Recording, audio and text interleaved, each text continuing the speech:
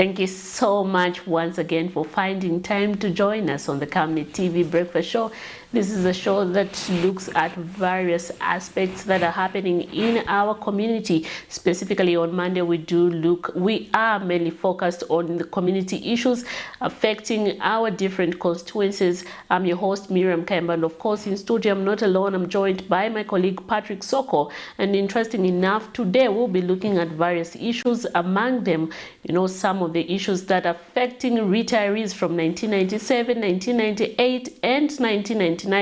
Among other issues we're going to be looking at this morning is the role of the church in ensuring that they work with the government to better the lives of citizens. Good morning, Soko. Good morning, Miriam. How is it going? It's a positive Monday. I'm trying, though my eyes, I think they're paining a little bit, but I'm trying to keep it positive. But you're also having less sleep, I think. I should assume so. You are having less sleep. Yeah, because, I think so. And I think you are stressing yourself so much with your studies. You need to take it easy. I understand. But you have to make sure you strike a balance between resting and time to get to touch the books. And again, the time to go and give us those stories from the courts, So you have to really find a strong balance.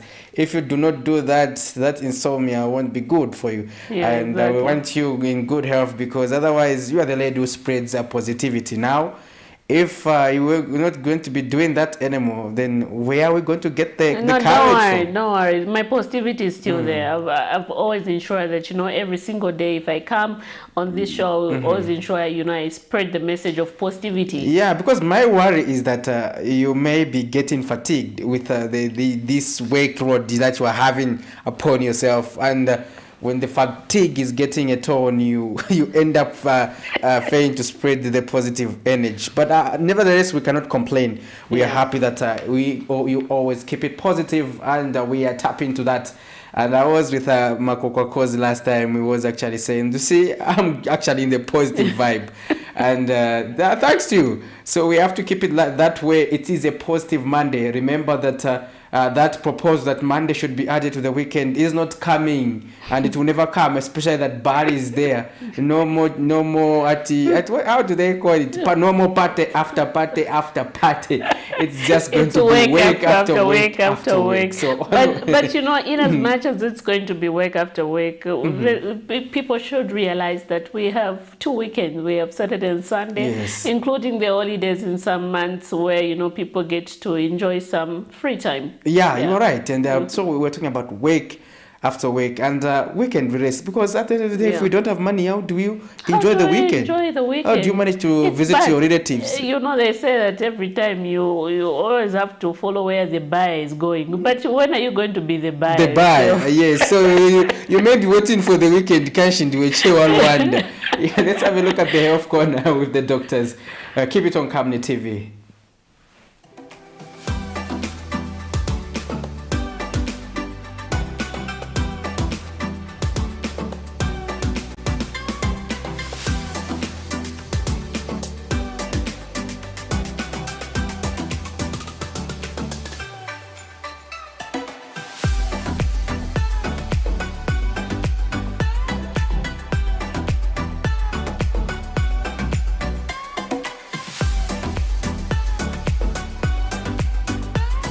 Good morning, viewers. I'm Dr. Nancy Mbasela from the Medical Women Association of Zambia. And on today's Health Talk, we'll be talking about lupus. Lupus is an autoimmune disease, and it's also chronic. So a chronic disease simply means that it is long-standing. It is there for a long time. It can be managed, but usually it cannot be treated. It has no cure.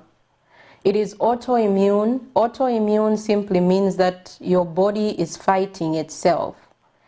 So what your immune system does in a normal situation is that whenever you have a virus or bacteria, or even if you are pricked by something, for example, a thorn, and it stays there, what your immune system does is that it attacks that foreign body.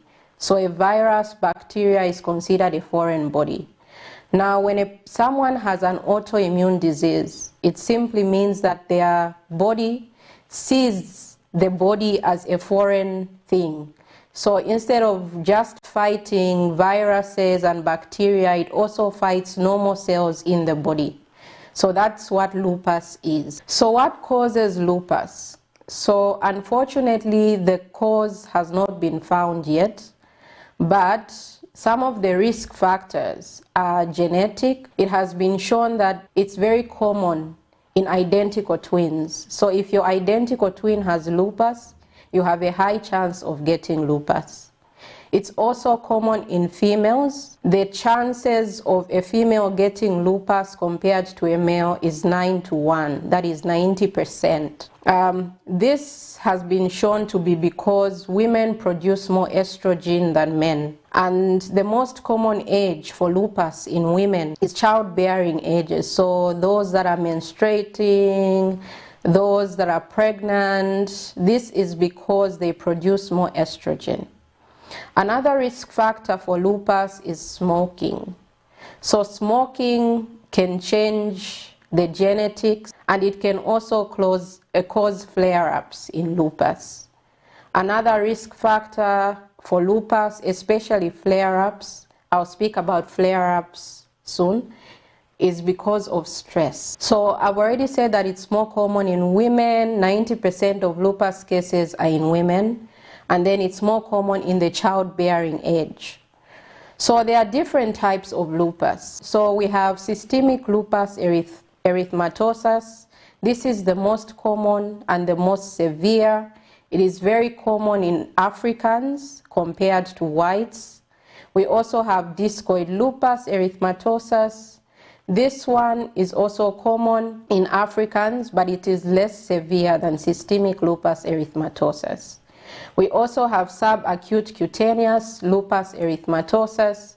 Subacute cutaneous lupus erythematosus is more common in Caucasians, and it is less severe.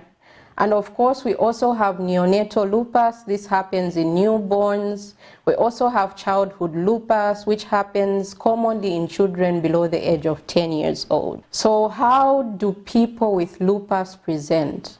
So the classic presentation of a person with lupus is usually a woman within childbearing ages, so teenagers and women who are in their childbearing age. They usually present with fever, a rash, and also muscle joint pain. But they can also present with other things. Remember, I said that it's an autoimmune disease. So when your immune system is hyperactive and it's attacking everything, including you, it can attack any part of the body. So a person with lupus can present with not just a rash, but they can also present with brain problems because the antibodies of that person also attacks their brain. So when it comes to brain problems, they can present with seizures. They can also present with confusion, psychiatric disorders such as mood disorders. They can also present with a stroke. Another way a patient with lupus presents is they can present, apart from the muscle pains, the joint pains, the fever, and the rash, they can also present with kidney problems. They can present in kidney failure. They can also have blood in their urine. Another presentation is that this lupus can attack their heart, and they may present with heart problems, which usually come as swelling of the body, the heart not pumping very well, and the patient can even die. Another way that lupus can present is they can present with anemia. Anemia is when you do not have enough blood in your body. So they can present with anemia. They can also present with bleeding. So lupus is a disease that can be diagnosed. There are ways to diagnose lupus. There are blood tests that we use to diagnose lupus. And it can also be managed. So some of the ways we manage lupus is by giving patients immunosuppressants. So this patient's immune system, like I've said, is hyperactive. So hyperactive that it's attacking the body.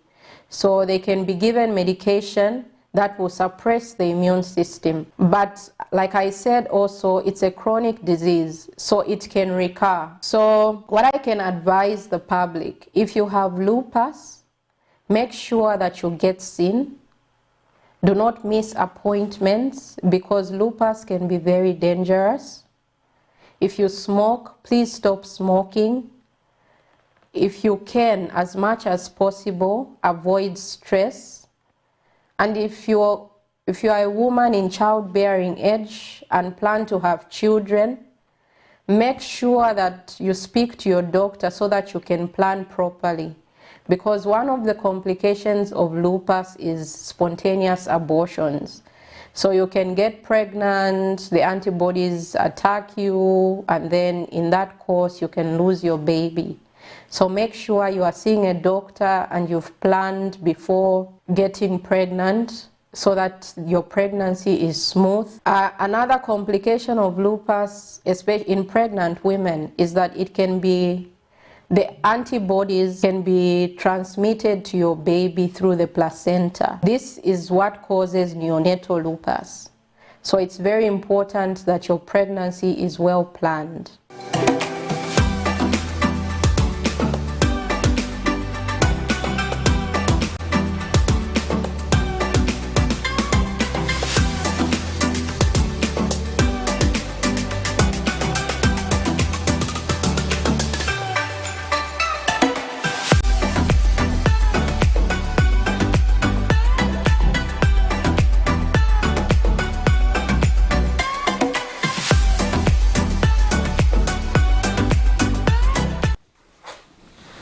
Thank you for staying with us on the Camnet Breakfast Show, Monday edition, where we focus on nothing but community. And we were looking at the first segment, which is the Health Corner with the doctors. We hope you did manage to learn one or two things pertaining to the subject of lupus. Now, moving forward on the program, we have to understand how the kwacha is performing against other major convertibles this morning. Let's have a look at how the kwacha is falling. Now, $1 is buying at 20 kwacha 66 ngwe and selling at 21 kwacha 07 ngwe. The Greater British Pound is buying at 25 kwacha 80 ngwe and selling at 26 kwacha 31 ngwe. The Euro is buying at 22 kwacha 14 ngwe and selling at 22 kwacha 580 ngwe. The South African Rand is buying at 1 kwacha 08 ngwe and selling at 1 kwacha 10 ngwe. Now, this update has been made this morning, the 11th of September 2023 at 0720 as per financial institution that we do monitor here on Camnet. And looking at how the kwacha is performing, it is not showing any sign of reverse in terms of gaining the strength. It continues to depreciate, and as you can see for yourself there, it is quite bad and tragic. Miriam Kaimba. Yeah. Did you actualize your aspiration to just be saving in dollars? Yeah, last time I tried to do that, you told me not to do that because, you know, we always see some changes, but at the look of things, I think I should have just continued saving in dollars. No, it's okay. Be positive. The kwacha will rebound. I should be positive. Yeah. No, I'm keeping the positivity. The positivity is still there, but we're hoping for the best at the end of the day. Yeah, we are just hoping for the best because we understand that the government is doing also everything possible to make sure that the kwacha stabilizes. I know it can never be the aspiration of the Minister of Finance or the central bank to just let the kwacha go loose like that. They are putting in place mechanisms, and the adjustment of the policy rate by the central bank was one such intervention to just keep the inflation in check.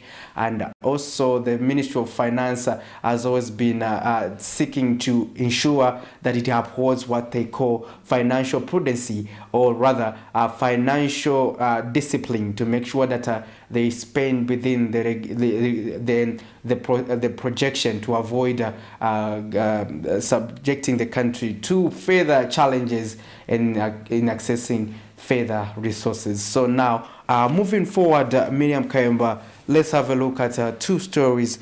Then we should be ready for our first interview, isn't it? Exactly. Like I said earlier on, before we started our program this morning, that I was sure this morning's fully booked. You know, we'll be joined later on by retirees from 1997. 1998, and when I mention 1997, I'm smiling anyway for a certain purpose, but I won't say it on TV. Because one of the ladies was born. No, 1997, 1998, and 1999. So we are going to have these retirees, just to find out from them why, they have not yet been sorted out their retirement benefits issues, affecting them, among other things. And later on, we'll be joined by someone from the church who's going to help us, discuss the role of the church and how it will, continue to work with the government in order, to improve the lives of the people. But anyway, before we go direct into into inviting our guest this morning, let's just look at a story where a 2-year-old boy of Lusaka's Kalingalinga compound born with 2 sexual organs has successfully undergone the first operation. The child, who was born with a rare condition called ambiguous genitalia, however, needs to undergo 2 more surgeries for him to be completely healed, according to medical experts. Let's get to look at that story. Born with a rare condition of having both male and female sexual organs, 2-year-old baby Teddy Tembo, not his real name, has successfully undergone his first surgery to correct the anomaly. Baby Teddy's story takes us back to August 13 of 2023, when his story was aired on the screens of Camnet TV with his 29-year-old mother, Messi Tembo, not her real name, lamenting over her predicament and the slow response she was getting from Levi Mwanawasa Hospital. However, after speaking to Levi Mwanawasa Hospital management, medical expert had disclosed that the child was malnourished, hence the reason why his operation was delayed.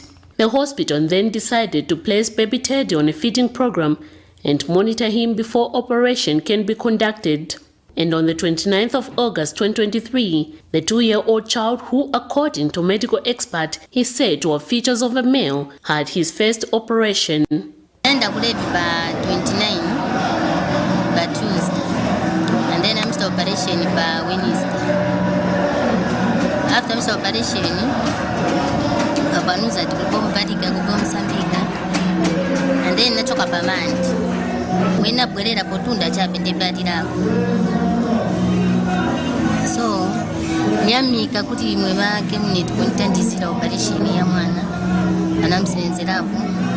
Nyamikira maningi na doctors Dr. Pinda na Mleya anantantizira wezo bwela in time kirina mwana kumuona kea enze konyamikira balebi bavamile bachita naye mwa Camnet kuntantizira nyamika mubazikudati sana. Born with a rare condition called ambiguous genitalia, little Teddy, however, has 2 more surgeries to undergo, according to medical experts. So bwela kwa 21 kwendo mbera kala nakamba operation ni katatu.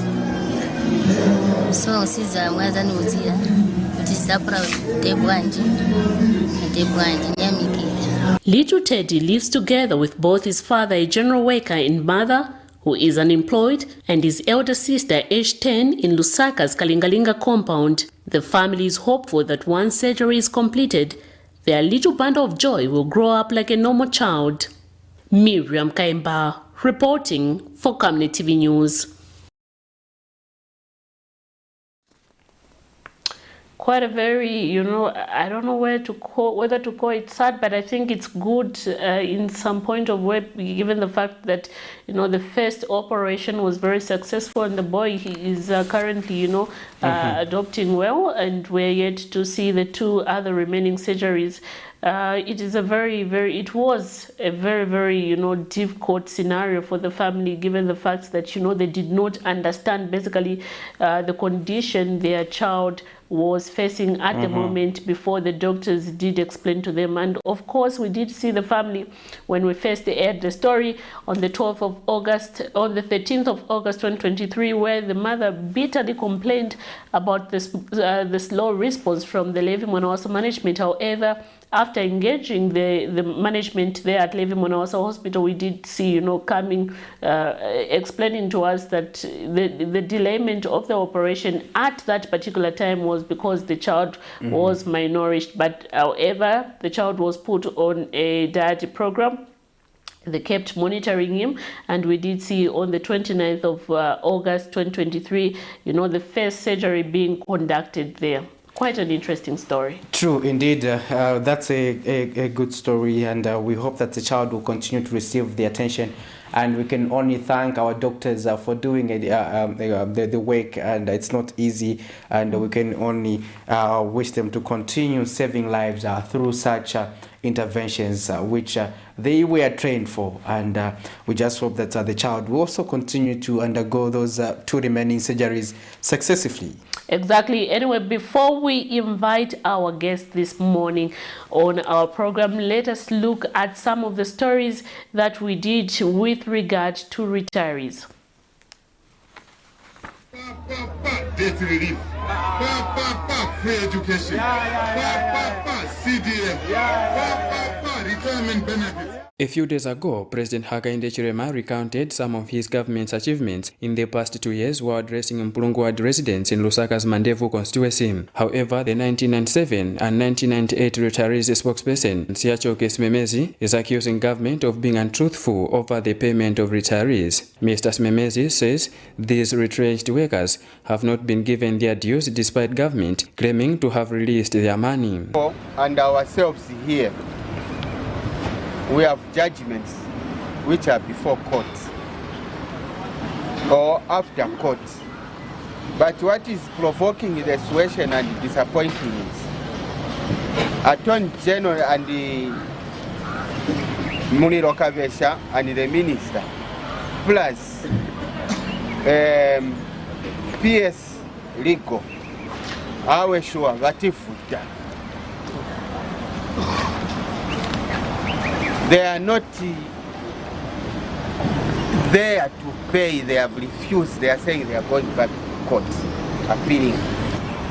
His Excellency, the President himself of the Republic of Zambia, that was in 2021, when we were camping that side at Ministry of Justice, 2020-2021, he came to say, no, you people, just if once you vote for us, we are going to pay you when we come into power. Mr. Smemezi further accuses some government officials of misappropriating their money. Our appeal to Muliro Kabesha and the Honorable Haimbe is that we are not their enemies. But if we are forced to become enemies, we are going to be enemies. All we want is to be paid, that's all. And when they give this information to say, like now they're saying 800 million has been released to the retirees, that's a current news. Have you been paid? No. Us 97, 98, 99, we have judgments in our hands. We are not paid. Even this money which has come, I doubt whether it is ours, because they have not put us on a compensation fund. So we may die with this treatment, but our spirits will still hovering at Ministry of Finance, Justice. In February this year, government released 635.6 million kwacha to pay pensions to retired public service workers. If all retirees have been paid as claimed by government, the question is which retirees have been given their money, if not these. Vincent Piri for Camnet TV News, Lusaka.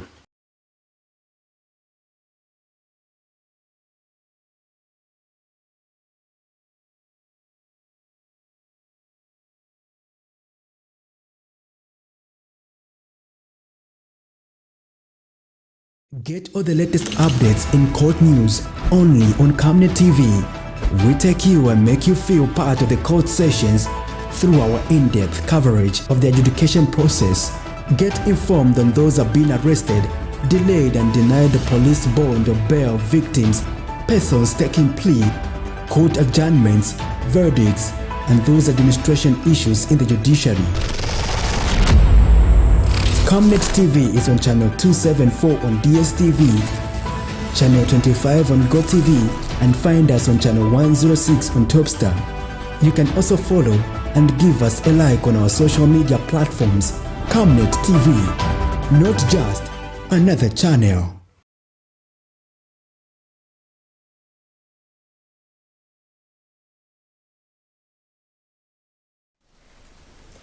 Thank you for still staying tuned to the Camnet TV Breakfast Show. Like I said before, we went on playing that story and going on a short break that will be joined in studio by 1997, 1998, and 1999. Retiree spokesperson Mr. Siachokes Memeza, who is going to help us, discuss various issues that are affecting retirees. Good morning. Morning, how are you? Fine. We are glad to have you on the set this morning. Thank you so much. Good morning, viewers. Interesting. To just get started with our conversation, people may be wondering to say which category of retirees or these people who are demanding their benefits are, because we have quite a number of organizations, quite a number of institutions that have retirees that have not yet been paid, and we have seen government releasing resources several times to have paid retirees, but we don't know this category of retirees. Tell us a bit about yourselves. Yeah, it's unfortunate that we should be engaging each other for 30 years with the Republic of Zambia, the government itself. The group of retirees, we are special retirees, we are not these retirees who reach the retirement age. As we are victim of the bailout IMF issue, and also the HIPIC completion point, and the MDGs of the Second Republic. When Zambia, there's a bit of journey background of who we are. When Zambia switched from one-party state, which is Kaunda regime, to Chiluba multi-party state, according to the government, when they came in, they found that the coffers were dry. Personally, what I witnessed is the issue of the essential commodities, which were not there, like miri, salt, soap, cooking oil, name few. That time when we were changing from UNIP to MMD, multipartism, things were not okay. So the Chiluba government, when they came into power, they found that there is nothing in the coffer. They couldn't operate. So that's how they went to IMF and the World Bank to seek for bailout. So when they went for bailout, when they went to apply or to request, we don't know how they do it. IMF came to do feasibility study on the Zambian economy, and they discovered that most of the salaries were consuming the Zambian budget. So the workforce in the public service was too huge. So the Zambian budget at that time was only therefore to service the salaries of the public workers and civil servants. So IMF said, no, you need to reduce this workload to a sizable one. Then the government said, no, yes, we are ready to reduce the workforce, but unfortunately, we don't have resources or money to pay these people their terminal benefits. So the donors that time, the IMF said, no, we are going to pay you or pay them, those who are going to be retired. So there was that agreement that IMF should do pay us. But the government said, we don't know, you don't know these people. These are our people. So give us money, we'll pay them. Then that exercise started. There was a circular which came, which was showing the components and the benefits of going on voluntary separation. Then on the side of the public workers who are CEs, those in 99, 97, 98, they had no choice. They were just retrenched. Whether AG, we worked 2 days or what, they were just retrenched. The number of retrenchees was 38,000. Then on our sake, retirees, the civil servants, we were given forms to fill in. It was not every civil servant was eligible. Those who are not eligible, those are the men and women in uniform, the doctors, the judges, the magistrates. They were not eligible. But these supporting staff, directors, teachers, it was open for everyone. So we filled in forms. We went in 2 trenches, March and September 1999. We went on a voluntary separation. Eventually, we were paid immediately. That alone, viewers there, we were paid in 1999.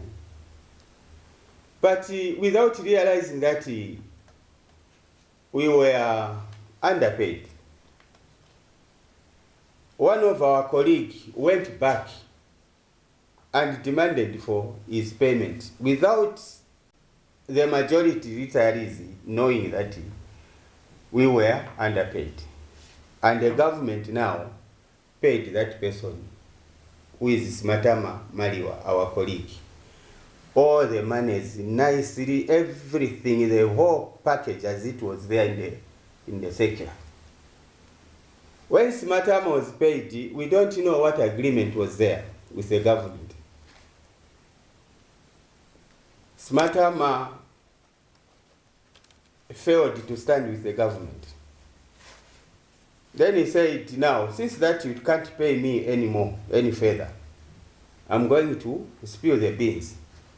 That's how Smatama now engaged our colleagues, those who were nearby, the late Nasandos. So they went back to government, cabinet office. You people, you have paid Smatama. What about us? What's the difference? The government agreed. Now, when they saw that the number of people, those who are demanding for the shortfall, was overwhelming, we reached a deadlock. They didn't want to pay anybody. But they accepted that they owe us, but they didn't want. What did they do? They told us, you can do anything that you want, but we are not going to pay you. But as long as you are here in this number, we are not going to pay you. So that's how now we engaged the services of a law firm, which is the Rukona Chambers, and the current Speaker of the National Assembly, in particular, Mrs. Muti. We went to court on 5 November 2002. Can you be brief on that? We went to court on the date I've mentioned. The government lost. We defeated the government in court. They appealed, still we defeated the government in court. Then a consent judgment was signed for us to be paid. The government paid. Just for clarity's sake, for our viewers who are following, when you talk about you were paid, can you just give us a figure of how much you were supposed to be paid? I would say the people who went into court, out of 8,000 on civil servants, we are 3,523. Others were retained. Others they don't know up to now. So the figure that the government paid us on Nasando's judgment is across the board, individual was 144,000 rebased. That's the money that we received on the judgment. Then still we went back to court because we didn't agree on the variation between the consent order and the judgment, because a judgment is the mother of a consent order. A consent order cannot suppress the judgment, and especially when you don't agree. We sued, you went to court in 2014. In the long run, another group within ourselves, they sued. That is Ino Simwebe and 12 others. They got the judgment in 2021, July. Then also, government of the New Dawn government started paying them in November 2021. Then the group for me, Siachokes Memeza, and 3,523 on the same cause number. We also got now our judgment on the 5th. But under consent order you were paid, which you still wanted to get paid. There was a variation. It was the duty of the government to defeat us on that point. But we defeated them in court. First of all, they were defeated by this group. If you check these two documents, this cause number and this one, here also it says Memeza and this is the same case now, same case. So this group headed by Innocent Mwebera is the first group which defeated the government on the 1st July 2021. So we also defeated them on the 5th July, which is 5th May 2023. Now, where is the problem? The government has started paying this from November 2000 and 2021 to date. They are paying figures on the current salary scales. On this one, immediately they saw the judgment. Same people, same cause number. This is a first judgment, this is a second judgment on assessment. Because even the judgment of Jaffet Banda says the assessment. Now, on this one, they are paying him 7,000 per month, meaning 7 million one person, others 25 million. On this one alone. Now, when it came to this one, immediately the Minister of Justice heard about this and saw this judgment. He instructed the Attorney General to appeal. Other hand is paying. The other group on the same cause number, same case number, same reliefs. The Attorney General lashes back to court and file for an appeal on the 15th May. This judgment came on 5th May. 10 days later, the Attorney General, through the instructions from the Honorable Minister of Justice, Mr. Mlambaimbe, MP, Lusaka Central, appealed. To date, the appeal is not heard. If like you said, when you look at the first document, the first document and the second document, you have said that, you know, those are the same relief, the same cause number, the same reliefs that these people are seeking, also the same. Are they also the same parties involved? Yes. But why, if there's the same parties, meaning, don't you think that is an abuse of the court process? Because that's already a case which was given consent already and government started paying. This was the duty of the Attorney General, because the application, when I went to court in 2014, before this one was filed, I testified on my behalf and behalf of 3,523, which includes these 12. They are part of it from 5th November 2002. So that was the duty of the Attorney General to observe this. But they ignored it. They allowed this.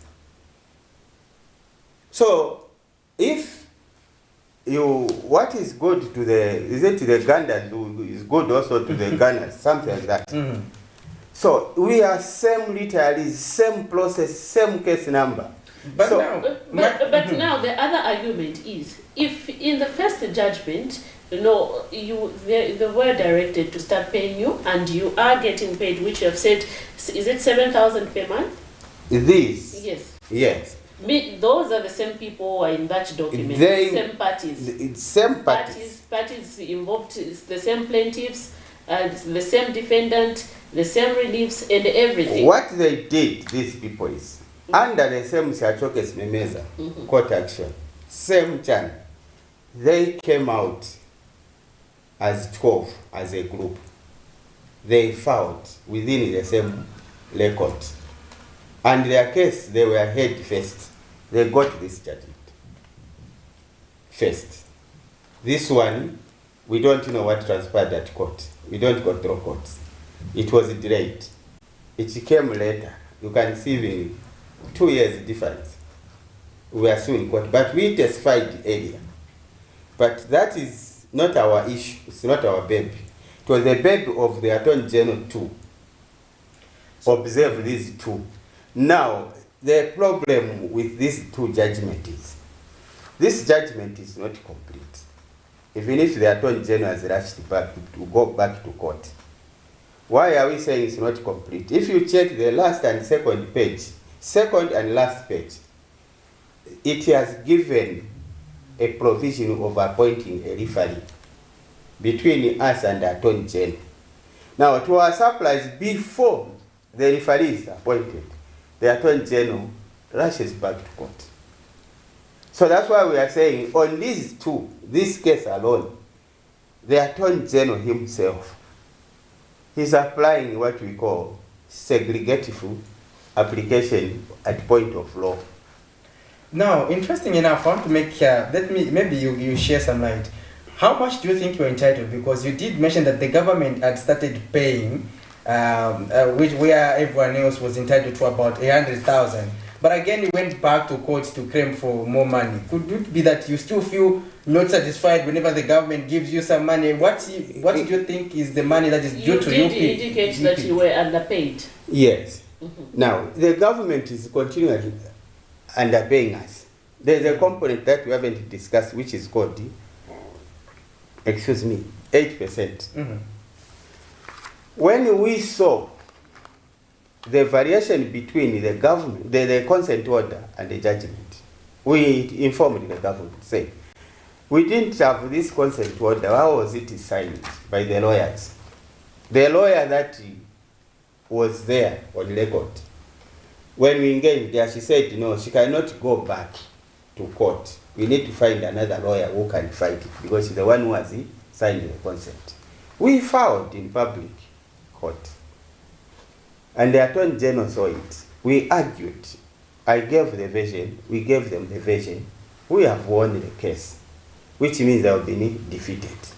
Now, when it comes on how much are we entitled?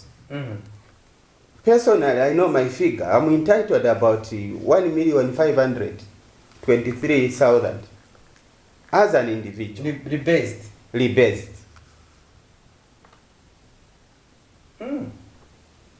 So you do the average figure to give you how much money the government owes the retirees. It's roughly 6 billion. That is what they owe us. And this figure will continue hitting, going up. Why? Because of interest, which is being contained in the judgment. So, we have no problem for the Attorney General to appeal, but our problem is, why applying segregative the law? Why? So now, where we stand in terms of government releasing funds and resources, where do we stand at the moment in terms of your team, and what is the way forward? What is the latest update? Or rather, are you part of the retirees who are also getting paid from government? No, we are not paid anything. This is not the only judgment. We are not paid. 1997, 98, 99 retirees were not paid. That's why we have a problem. That's why we can come here and say, no, the president lied. Or he's lying. Because we are not paid. Here is a judgment. We will talk with facts. Here is the judgment, 8%. So that figure continues to escalate from 1999? Or No. From the period the judgment was issued? The court process is not like that. We follow what the court orders. At date of writ to the date of full settlement, we are given salaries by the first judgment, which the government didn't pay us. And this is the case, the judgment we are saying they have appealed. So on this one, they paid about 300 names. In those 300 names, they paid our colleagues who are 44, 8% short between 2017 and 2020. But as the majority on this one, we are not paid. So it's not correct for the president to say he has paid retirees. If he's misled, he's misled by the Attorney General because his link is Attorney General's chambers. It's not correct. Now, this money we are not paid as retirees. How do you see yourself getting paid as especially separatists, given that this country is undergoing debt restructuring and such huge sums of money? You're talking about 6 billion. It's quite a huge sum of money. And is this economy able to reserve resources for that? And do you have hope? We worked for the government of the Republic of Zambia. We are one of the reasoning group. First of all, we left our jobs, paving a way for Zambia to reach the HIPIC completion point. Sacrifice our future earnings, our families, and so on. So meaning, if the government was doing a correct thing, we know they are able to pay this bill because the total figure of this can't even go beyond 50 million. We are the majority. You multiply using your phone there, 1,500,000 times 3,500 people. It will give you how much? That's why they are scared. They want to buy time by sitting in court on this judgment. It's not that they are genuinely appealing, no, because they are fearing for that figure is too big. So, meaning us, we are Zambians and we are former civil servants. If the government is able to fly to France and go and negotiate with the foreign debtors or creditors, why not calling me Siachoke, who is just here at Chamber Valley, and go for finance or for justice to say, Siachoke, the figure is too big. Can we restructure? Can we negotiate? Who will negotiate is our government. We are very reasoning people, but we are not happy the way the government is conducting itself. Or what we are saying, let's assume they have appealed. Why should we fight them? We are just talking and crying because they are paying others. There is this case that they don't need even to waste time as they are wasting. The 8% short. Pay us as a relief. Then on this one, it's their duty to come and say, Mr. Siachoke, can we sit? We'll sit on the round table and come at a finality position. That is our position.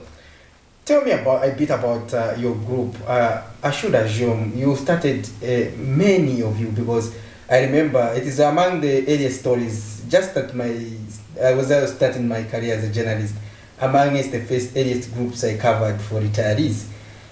That was quite a long time ago, somewhere in 2013. So now, how has been the status quo of your members? How have they been?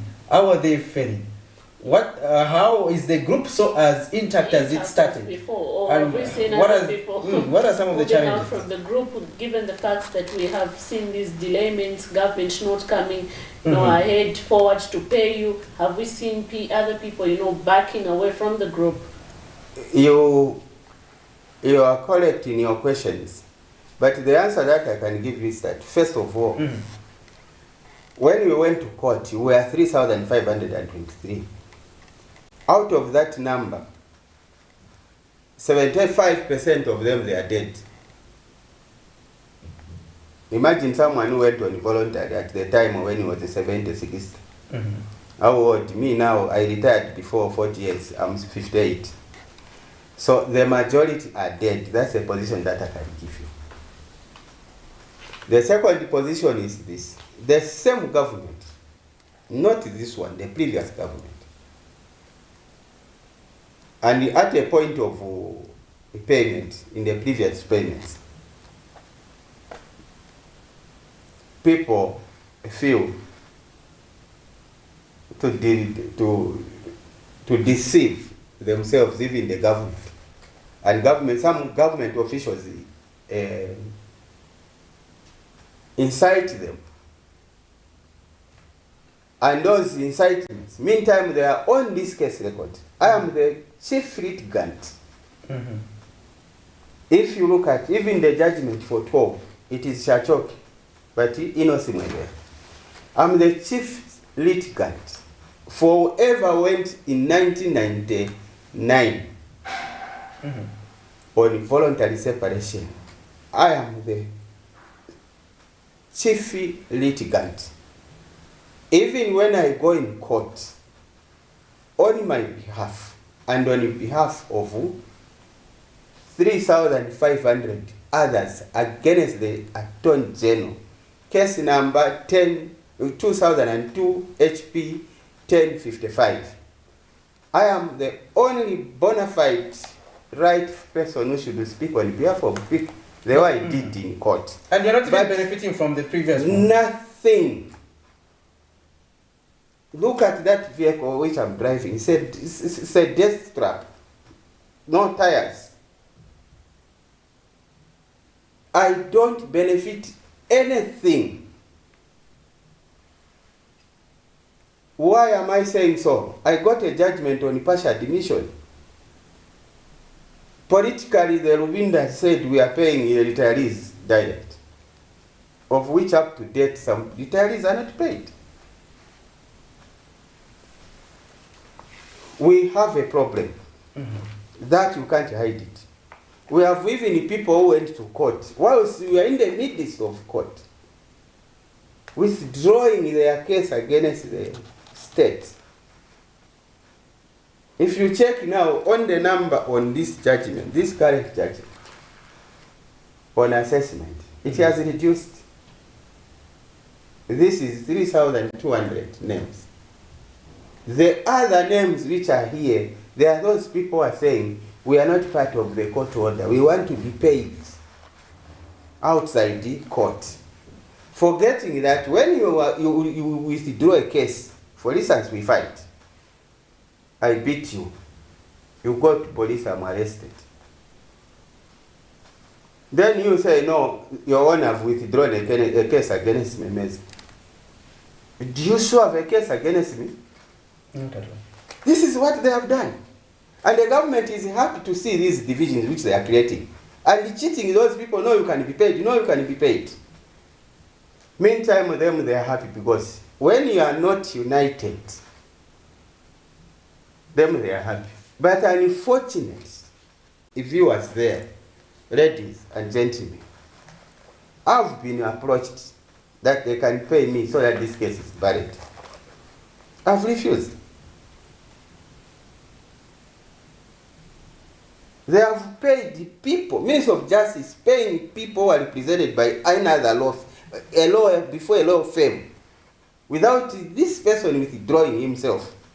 You can see how bad the system has become. Right now, we don't know what next and where we are going. And that is why now you see, each time I go to Ministry of Justice, I end up in custody. Arrested. Twice. This one, they use the excuse, because the president is passing through there. I was kept in cells. What I can just say is that there's no need to put me in cells. There's no need to pay me alone to destroy the case. means of justice should just put us on the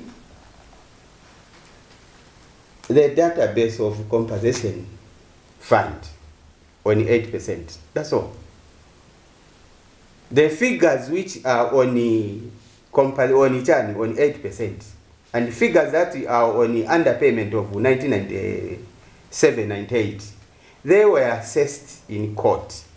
Now, means of justice, when they heard that we were going to have a demonstration on Friday, coincidence opening of Parliament, the law sent a message to the lawyers, tells Memes and this group not to come here. We are working on their figures within 20 days, all the retirees. Now you ask yourself a question. Maybe no wonder the president is having,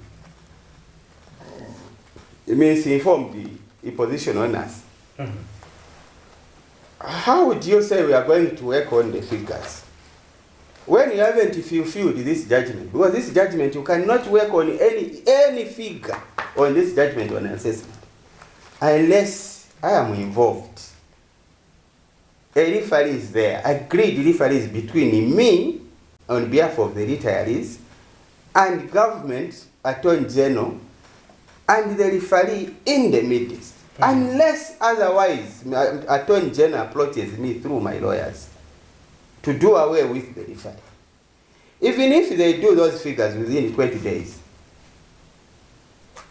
if I will not satisfied, I will dispute because they are not in conformity with the judgment. And that's why we are going back all the time in court. Mm-hmm. And that's why they are trying to say if Memeza is paid, he goes. Who are very relief. That's not the case. That's why I'm refusing. I'm a retiree, these are my colleagues. We are moving together. All what we want, Minister of Justice, instead of throwing me in cells all the time.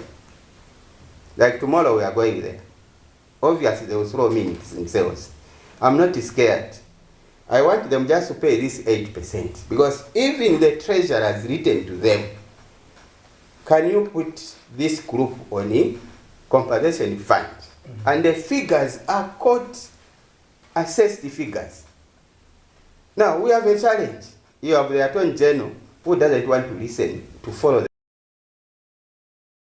them. We don't know what to do, but we know what to do. Do you think there's hope to find a different way on how you can, solve this issue rather than solving it in court? I'll give an example, just in reference, like we did see for the KCM being resolved outside court. Do you think there's hope for that? The journey started. I talked to the Attorney General. He's a person that I've known outside. I met him. Sir, we have this judgment. You have appealed. But can you consider? Can we sit down? We were asked to do the figures in line with the judgment. When we went there now to talk about the figures, the PS legal comes. Just do it from the 2016. 2016.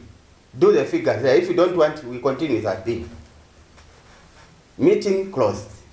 We went back to say, look, we are still waiting. Even now, I'm still waiting for the Attorney General. We have done the figures ourselves. With interest and without interest. The difference is so minimal. For all 3,200 retirees, the figure without interest comes to 4 billion. If the government wants to negotiate, we will be there. If they say, okay, can we say anyone gets this figure? We consult each other. We said it in the platform. Here's the situation. What are we saying? If the majority says, can we get those 1 million? We go. We are ready to negotiate with them, but they are not ready. As we come to the close of this interview, what will be your concluding remarks and your word to those in authority? My appeal is that we are not enemies, and we are not politicians. We worked for the Republic of Zambia. We are former government employees, qualified civil servants. Our POC, can we be paid the 8% short, which they paid our colleagues, as we are waiting for their so-said appeal, so that people are questioned. Things are hard. If you are working, you are complaining things are hard. What more me retiring? These cases are not under gesture. These are out of litigation court issues. Means of justice should not be seen to be the first institution, especially the chambers of Attorney General, not to obey the court orders. The court orders must be obeyed. So if the court orders are not obeyed, even the president, when he said law of rule or rule of law, it will be hypocrisy. Because there is injustice the other side. As we are injured, even when he opens, we have paid the retirees. We are saying we are not paid. Which retirees has he paid? So our appeal to anyone listening from the government, be it OP, whoever, we are not enemies of the government. We want our money, 8% to be paid. We wait. If they will prosecute the appeal, let it be so.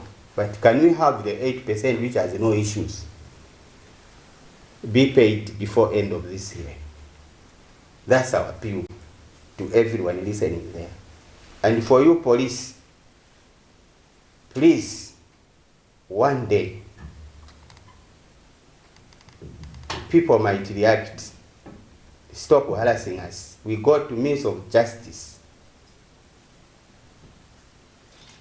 At peace, our firearms we carry are these judgments. We don't carry anything, not even a stone. We don't deserve this harassment you are seeing. Thank you so much. Thank you very much, Mayor. Quite interesting. That was a very, very wonderful discussion that we have, and where it's good that we had you on set, and we hope that your issues will be resolved as soon as possible. That you will be see at the end of the day that your retirement benefits are paid.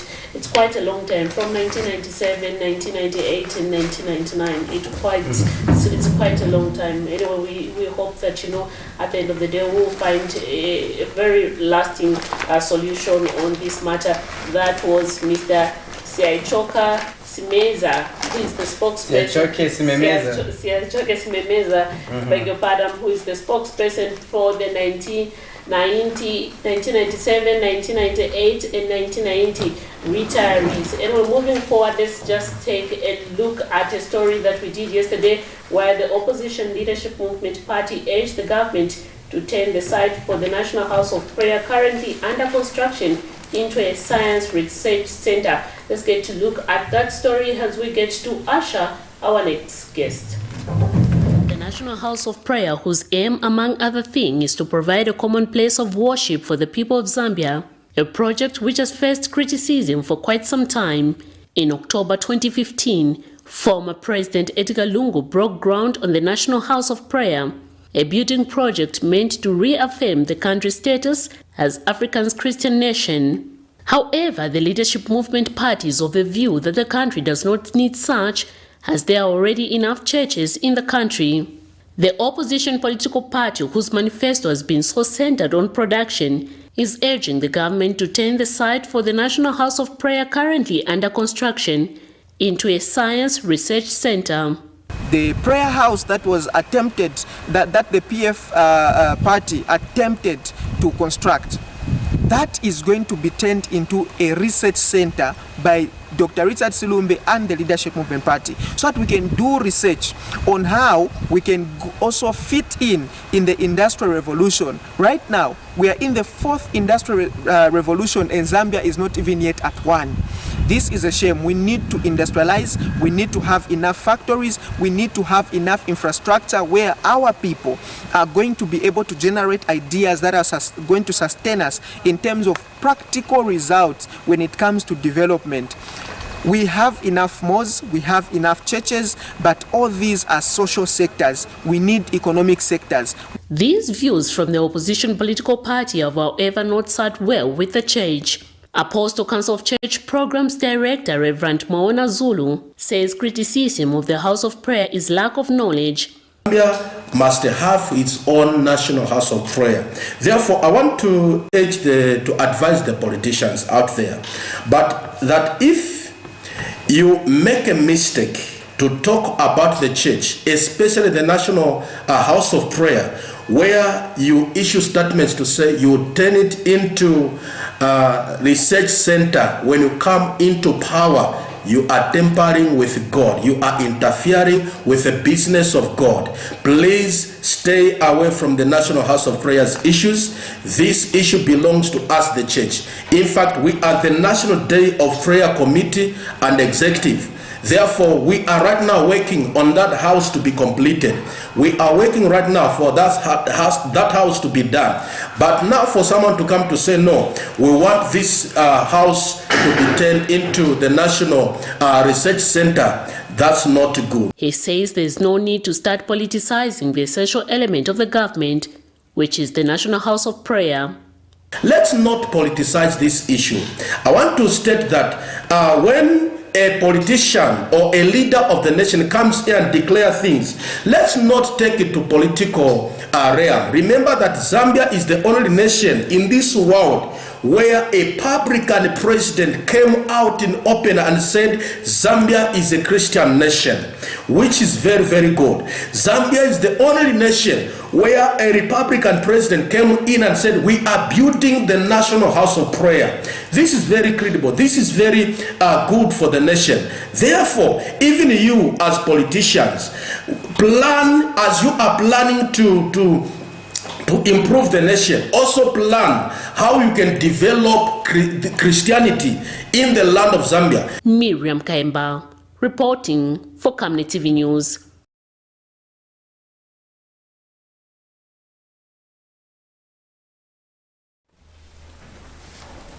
We now transition into our next interview, and in studio we are joined by Apostle Council of Church Programs Director Reverend Maona Zulu, who is going to help us discuss various issues affecting the church, among them the role that the church plays in society. Good morning. Morning. How are you? We are fine, thank you. We're glad to have you on set this morning. Thank you very much. Just to begin with, for the sake of our viewers who are watching you for the first time, just elaborate to us who is Reverend Maona Zulu and what is the Apostle Council of Church all about? Okay, Reverend Maona Zulu from Apostles Council of Churches, and also I'm the Director of Programs for the Apostles Council of Churches. Apostles Council of Churches is a church mother body which has got more than 1 million churches, and our job is to see to it that the church operates according to the guidance of the Lord. Then also they are following biblical principles. Then also we ensure that they abide to the laws and the constitution of the nation of Zambia. Then also I'm in the executive of the National Day of Prayer. Then also the declaration of Zambia Christian Nation. I belong to the church called God's Anointed Ministries. Yes. Interesting. Just a quick reaction of the story that we played, where we did see the opposition leadership movement saying that, the current National House of Prayer, which is under construction, should be turned into a research center because we already have enough churches. Yeah, it's sad that citizens of the land which is called a Christian nation, people can come out to say no, turn this National House of Prayer into a research center. I heard these segments like, no, it has to be a football pitch. Some saying, no, make it a stadium. All such kind of sentiments, which is not good. Otherwise, Zambia is a Christian nation. And as a Christian nation, the nation must have its own house where everybody is able to come in. The people that are saying these segments, they are not even there to know the burden of organizing such days like National Day of Prayer, declaration, celebration of Zambia as a Christian nation. They are not there. We are the ones running up and down to see to it that we find the venue for the whole nation to come and worship together. It's not only in Lusaka, but in all the provinces. Right now, as we are speaking, we are organizing for the National Day of Prayer on the 18th of October, and we are looking for the venue. If that house was completed right now, everybody could have known to say, okay, we know that the venue for this celebration is the National House of Prayer. So that statement is not good for the church, and we condemn it completely. Now, let's also look at the UPND administration as 2 years in office. We've been assessing their performance. We haven't talked about the religious aspect. First of all, how would you rate them in terms of addressing issues bordering on Zambia as a Christian nation?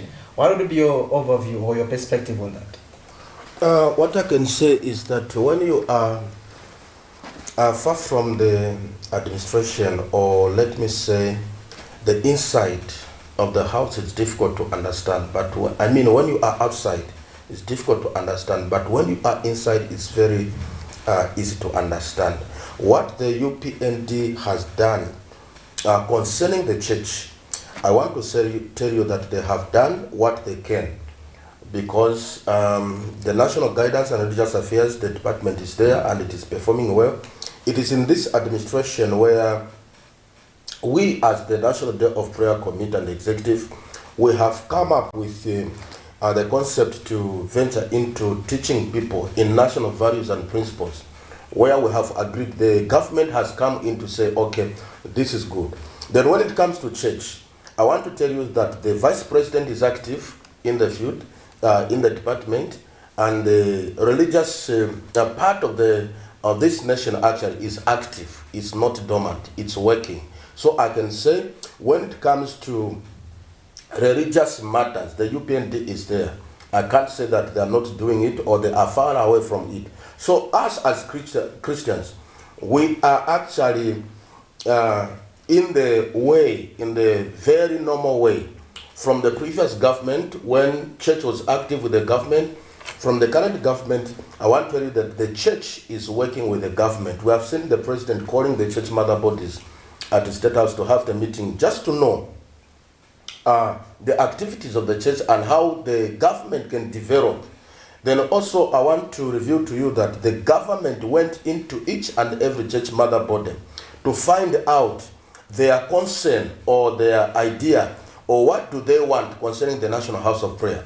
And we gave our idea, to our wish to say, this is what we want as a church. So I can see that the government is active when it comes to church. Like you have quietly put it, that the government has called on the church so that they can work together for the betterment of the people of Zambia.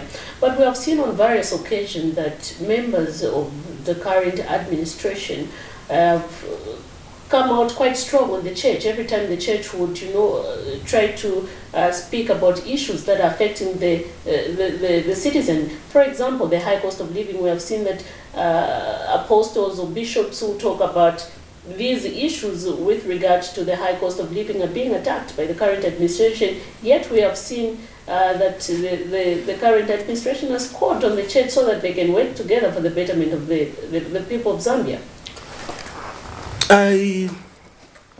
What I can simply say is that truly the high cost of living is alarming in Zambia. It's a high.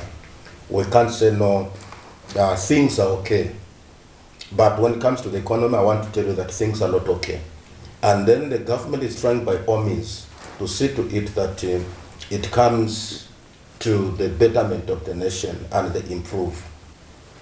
So when it comes to the statements from the church, let me say the UPND members issuing statements maybe against the church or in contradiction of the church.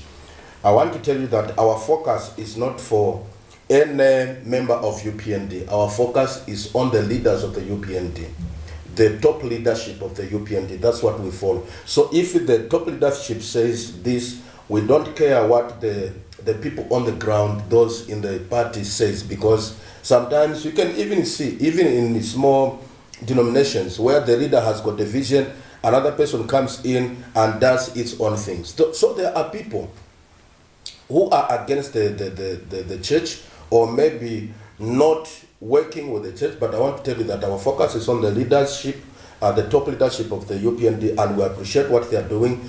On the high cost of living, I want to tell you that the church is on it, and we are praying for the nation so that the economy can improve. Our job is to pray and also give ideas on how the economy can be improved. They say prayer without action is tantamount to nothing. Now, how are you encouraging people to be productive amidst these trying moments? Yeah, prayer without action is actually nothing. Therefore, this is why when we come into to pray, we don't only pray, but also we advise the government to say, here you have to do this, here I think you have to do this. And currently I can tell that things will get better in Zambia. The other thing also that I want to let the nation know is that we are living in the last days. Why do you say so?